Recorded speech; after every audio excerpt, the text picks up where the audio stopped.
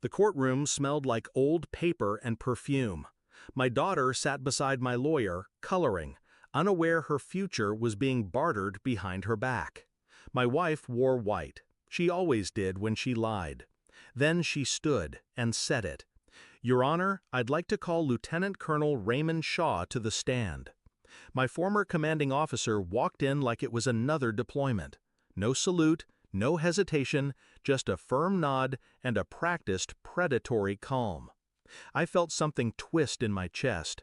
He sat, cleared his throat, and said the words I'd trained men to kill over. "He's unstable, paranoid, violent tendencies. I wouldn't trust him with a pocket knife, let alone a child." My daughter paused her coloring. The judge scribbled something, and my wife smirked. That was the moment I stopped breathing. Not out of fear, out of calculation, because I knew what was in the envelope in my briefcase, and I knew who sent it.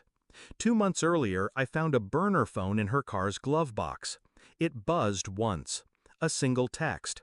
"He's starting to suspect. Don't worry, I'll handle it. R." I stared at it for a full minute, thinking it was a joke. It wasn't. I didn't confront her.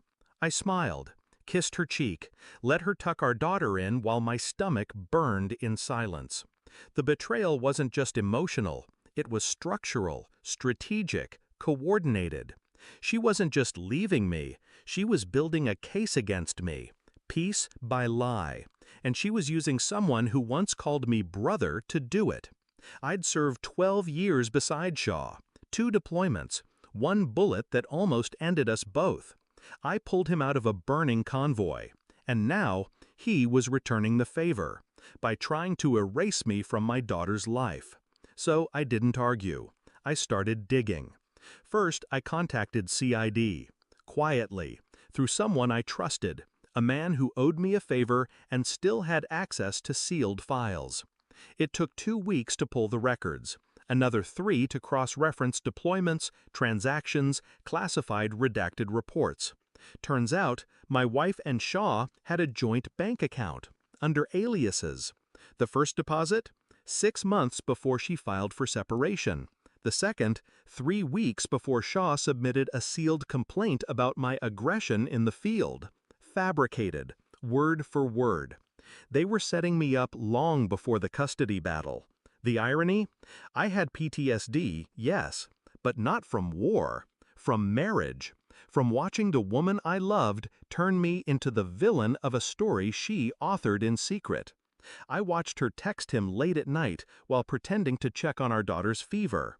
I copied every message, every wire transfer, every forged signature, every classified file he'd altered. And I waited.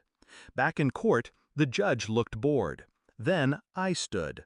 "Your Honor," I said, my voice steady, "I'd like to submit a sealed document." He motioned for the marshal to collect it. The envelope was plain. No logo, no weight. But what it held crushed 2 lives before the seal was even broken. The judge opened it, read the cover sheet, then again. His pen froze mid-air. His eyes narrowed. The silence in the room stretched, thick and hot. "Marshal," he said slowly, "please detain the plaintiff and her witness. Immediately." My wife's lawyer gasped. Shaw stood up too fast. My wife's smirk cracked. The agents from CID entered wordlessly. They moved like ghosts, efficient, cold. No one resisted, because they knew what was inside that envelope. Courtroom surveillance logs, classified document forgeries, fabricated testimonies, and photos of my wife and Shaw naked, drunk, in uniform, on base. She turned once as they cuffed her, lips trembling, tried to speak. I didn't look at her, didn't need to. Shaw said my name, not loud, almost like a whisper. "Please." I turned to him, not angry, just still. "You taught me to trust you," I said. He opened his mouth. "You taught me loyalty mattered more than blood." Another breath. And then, "You taught me how easy it is to burn everything when you think no one's watching." He flinched. Not visibly, but I saw it in his jaw. I stepped back, watched the cuffs tighten, watched the agents drag them out like cargo. I could feel the judge watching me, the clerk, my lawyer, even the court reporter had stopped typing. But I just walked back to my chair. My daughter looked up from her coloring. "Is it over, Daddy?" I nodded. "It is now." I got full custody. The judge wrote it in pen. My daughter still draws with red crayons only. I don't ask why. We moved. Quiet town, small school, no reporters, no more hearings, no more courtrooms. Just silence. I don't speak of her mother. I never will. But sometimes, late at night, I remember that envelope. How small it was, how light it felt. How something so simple can become the blade that cuts everything loose.